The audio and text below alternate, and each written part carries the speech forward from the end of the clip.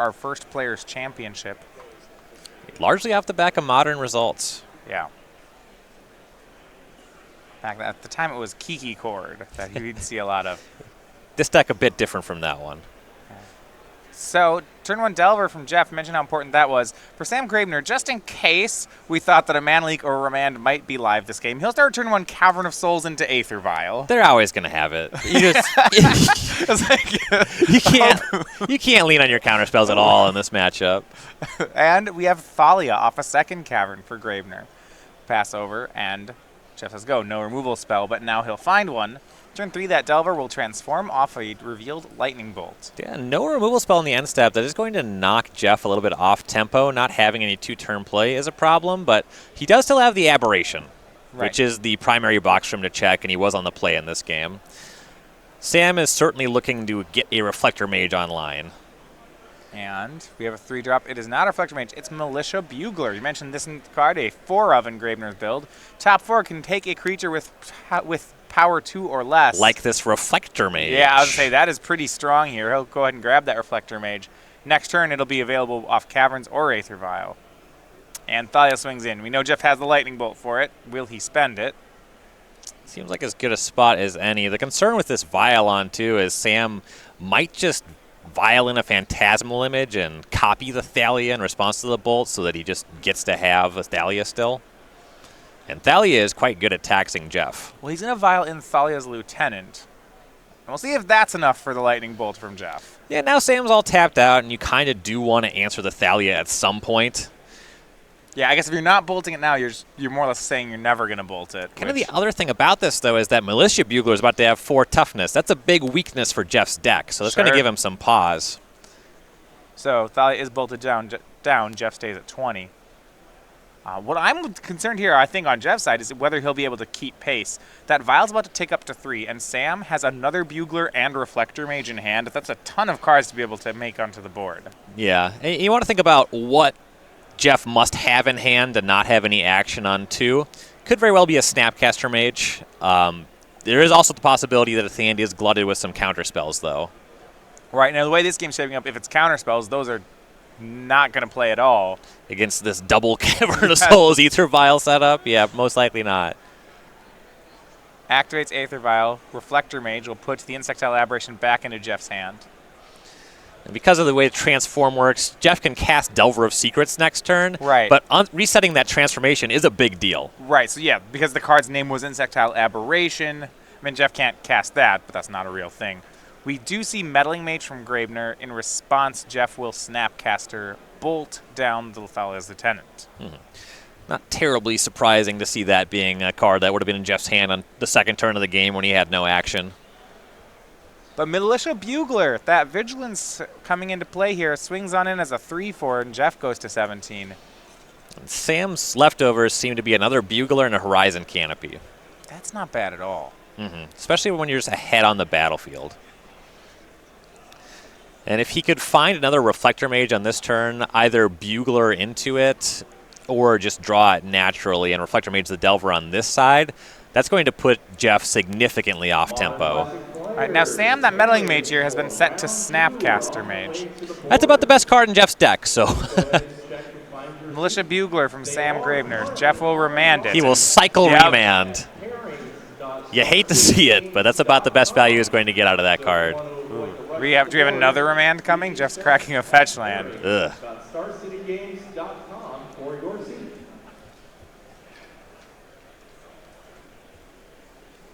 Yes, we do.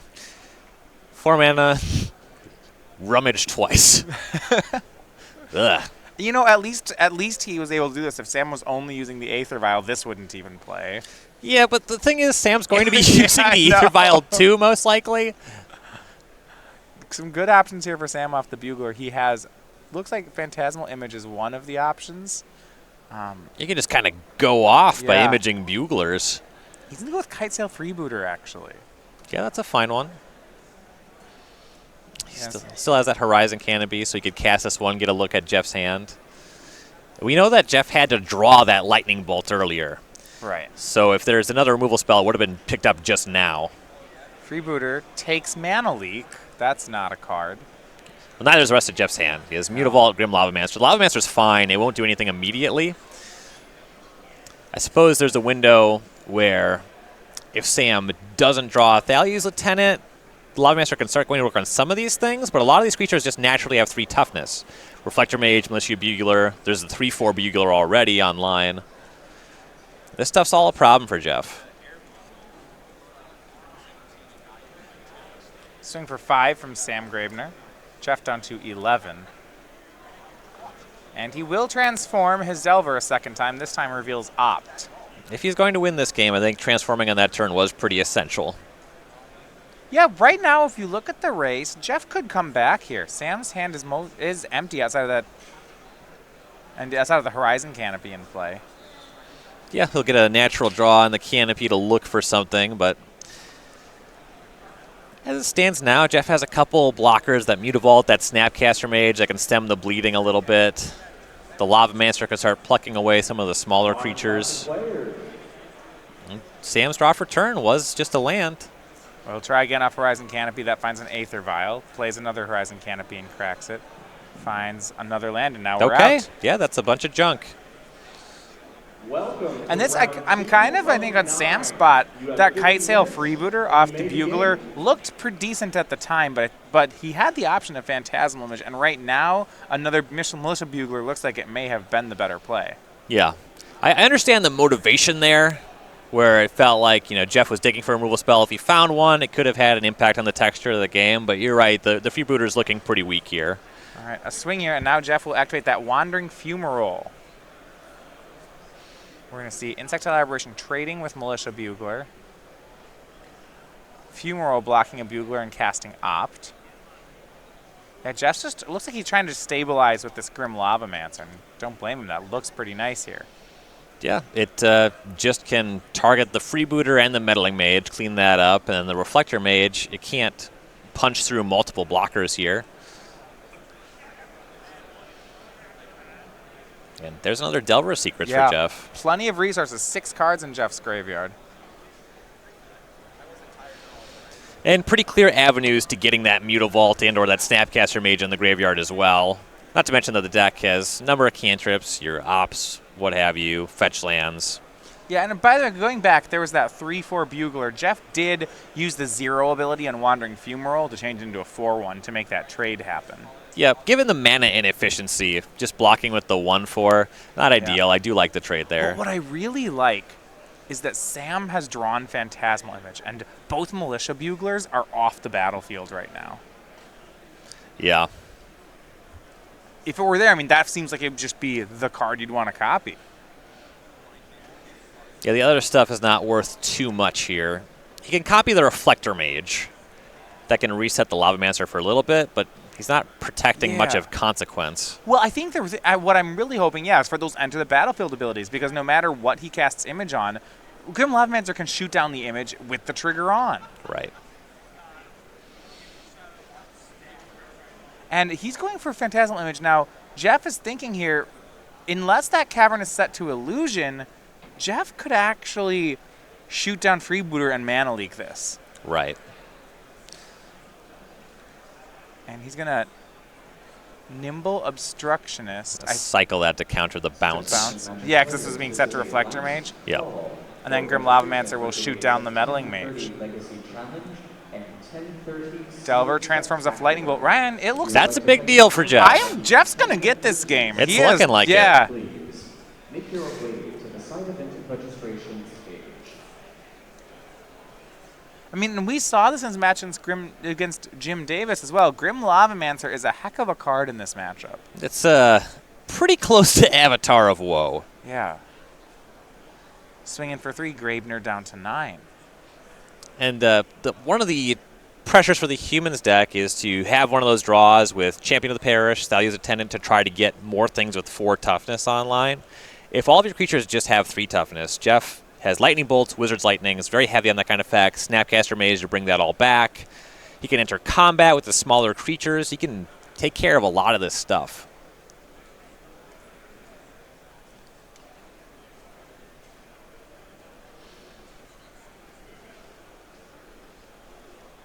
And yeah, in these games where he draws a good mix of other creatures, the Grim Lavamancer, you don't have to sweat Reflector Mage that much. You'll be able to do something of value to push the Humans player off balance.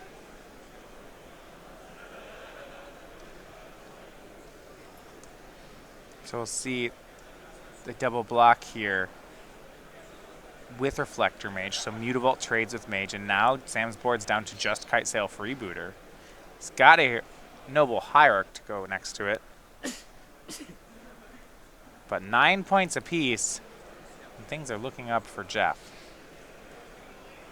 Yeah, that Freebooter, it technically represents an attack for 2. The Lavamancer is going to stop that from happening.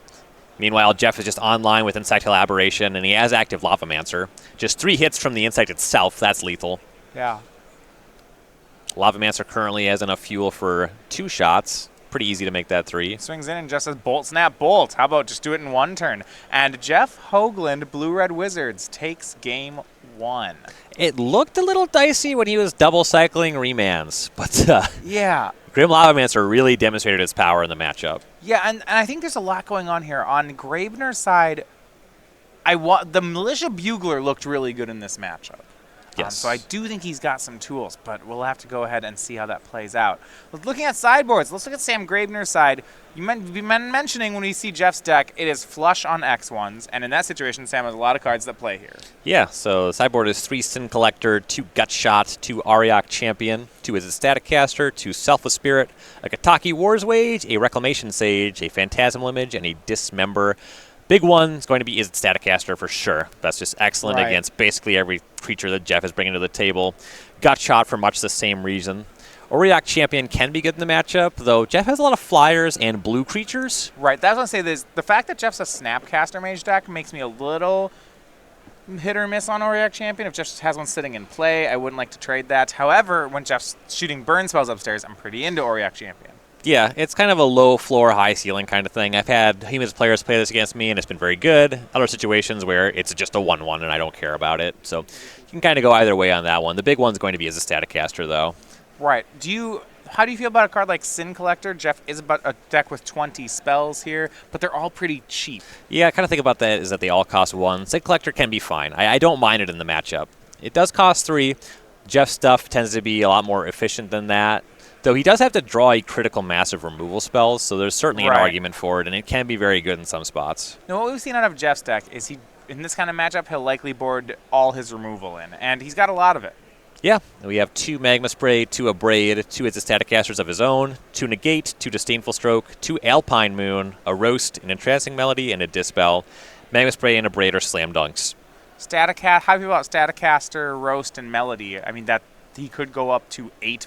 Those are all removal spells in some way. Yeah. He could go up to all 8 of them. Jeff's Static Casters tend to be fine. His tend to be a little bit worse on the draw. They can be better on the play. I don't like it as much as the other cards, but he has to cut a bunch of counter spells anyway, so Yeah. that kind of thing should be coming in. Jeff getting game 1 feels like a really big win. You look at this, 1 Spell Snare, 3 Remand, 3 Mana Leak. Jeff is more than happy to get to replace all of those. Right, yeah, and the Roast should be quite good, and the Entrancing Melody is fine.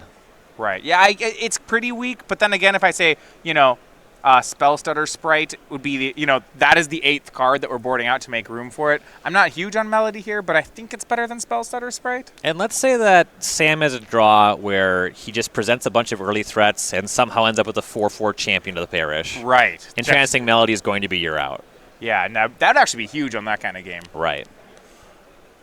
So if you hadn't had a chance to look at our weekly sale, today is our last day of the sale on Sunday. We're up to 25% off select promotional cards we see here. That goes on through today, but make sure you go ahead and take a look at it. Tomorrow morning we switch over to next week's sale. I have owned a lot of that Progenitus and that Day of Judgment. I was going to say that GP Progenitus. I want to say that. Remember Lotus Bloom when we used to get there was like this 2-year stretch where every pre-release foil was just a constructed staple. Like, yes. that was nice. Batterskull, Maelstrom Pulse. There were some hits. Yeah, it was like it was what Lotus Bloom Figure of Destiny, Demigod of Revenge. There's like worm coil. I'm mixing these all up. I'm sure. Oh, There's, like, yeah, those are the release ones. Yeah. yeah, we're just every pre-release you're just getting this constructed staple. I went to college in a pretty small town, or F&M's, trended between 8 and 12 people. And during the stretch where Figure of Destiny was at a release promo, at least half of the field was just playing 4 Figure of Destinies. Right. And we were talking about, like, yeah, the pre-release promo used to be great. Was it Emrakul was one? It was really funny because I just almost never saw a pack version of that card. It was just Yeah. the release promos in everybody's deck. I remember talking with a lot of judges at that time because frequently there was, I believe, was it just the Bor? Just like a mono red deck, and people would have 4 foil figures and nothing else. Yeah. Like, that was common. Jeff Mulligan is 6 here for game 2. His turn 1 Delver of Secrets is met by a shot in the gut from Sam Graebner's sideboard. Now who is the control deck? There we go. Here's Thalia. Boom. This is a lot of stuff that was all in standard at the same time. Delver's getting gut shot. We've Yeah. been here before. Yeah. Yes, we have. Thalia's Lieutenant pumps Thalia, and then Jeff will lightning bolt it. Sam should have misstepped back. That would have been. He couldn't pay for the one with Thalia, so that was the choking point there. All right.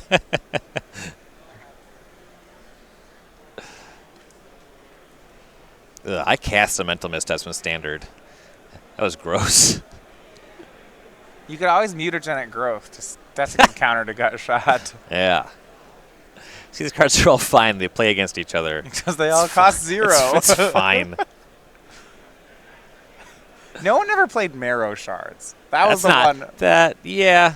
That sometimes. Not too much, though. Sam here going to go for a replacement Thalia. Can't have a Lieutenant without the Commander, see. No. Lieutenant gets a counter. Swings in for 2. No third land again from Graebner. He'll miss for the second turn. Jeff shocked. Feels like a nimble obstructionist is. He's going to take to the air and try to race. I like it. It's going to be hard. Sam's hand has Selfless Spirit, Noble Hierarch, Reflector Mage, and Militia Bugler, looks like. A number of these cards just answer the obstructionist quite well. Well, There's a reasonable chance that Jeff is sitting Yeah. on more obstructionists. So if you try to Reflector Mage, you can cast another one in response if he has it. well, look, if you Reflector Mage, he can always cycle it. What a win for Jeff. He's going to make Noble Hierarch here and Selfless Spirit. This is a lot of stuff coming into play. Yeah, that Selfless Spirit, it's counterable, but I can't imagine that Jeff has counter spells in his deck right now. No, he's really hoping, I would think, for if that's this 3 mana represents, is it Staticaster? That's pretty much the perfect world for Jeff. Right, a lot of 1 toughness creatures over there. But barring a Staticaster, this board has gotten very dicey for Jeff. Yes. And he's not playing any copies of Electrolyze, though. That one is a bit mana intensive, so it makes sense. I'm actually interested in that. We see another Nimble Obstructionist end step from Jeff. He looks like he does want to race back. Ryan, you played a lot of this blue-red deck. It feels like a tempo burn deck that you'd want Electrolyze in here, or is it not so much? So the first builds of the deck that I played with played 2 copies of Electrolyze, and I was like, oh, this card's great. When I draw, it's very high impact. But the thing was, it just didn't actually fit the deck. So as I made the deck better, I cared less about drawing that.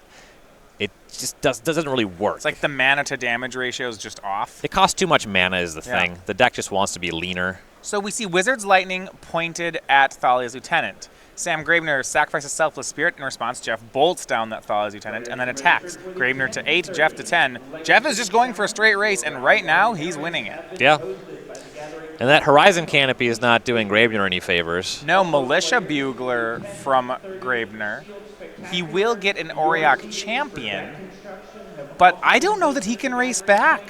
Yeah, and remember that Auriok Champion gains life off of creatures entering the battlefield. That's going to slow down a bit here. Yeah, I mean, Sam was really hoping that this Militia Bugler found in Izzet Staticaster would be perfect on this board, but I mean, it did not. Sam might just be dead.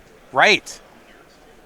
Oh, just like before he Gets a chance untaps? on tap. Yeah, that Bugler hit might just not be a factor in this game. Well, let's see Jeff playing off the top. Looks like a Snapcaster Is that Mage. it? Yeah. And it is Snapcaster Mage for Lightning Bolt, and Jeff Hoogland is going to move to 10-0. He is your undefeated player. Yeah, and the Humans deck, it has a number of tools. I'm not sure about the way that Sam played game one. There's a couple decisions that he had. But the Wizards deck, it just has so many removal spells, and the Flyers are a big deal for Jeff. And, yeah, he's 10-0, and he picked a great deck for the tournament, and he is the only undefeated player left in the field. All right. So, and that game's really interesting because I had expected, we've